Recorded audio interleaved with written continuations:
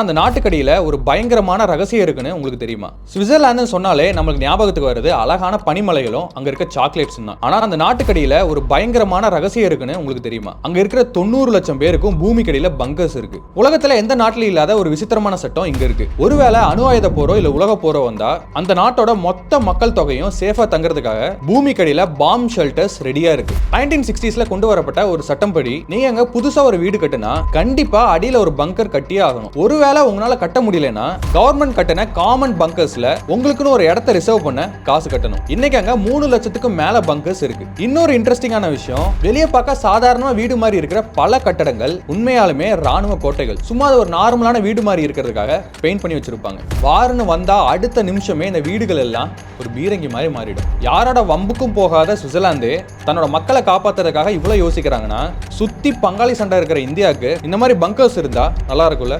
இதை பத்தி என்ன நினைக்கிறீங்கன்னு கமெண்ட் செக்ஷன்ல சொல்லுங்க. இந்த மாதிரி இன்ட்ரெஸ்டிங்கான பிசினஸ் ஸ்டோரிஸ்க்கு ஃபாலோ பண்ணீங்க.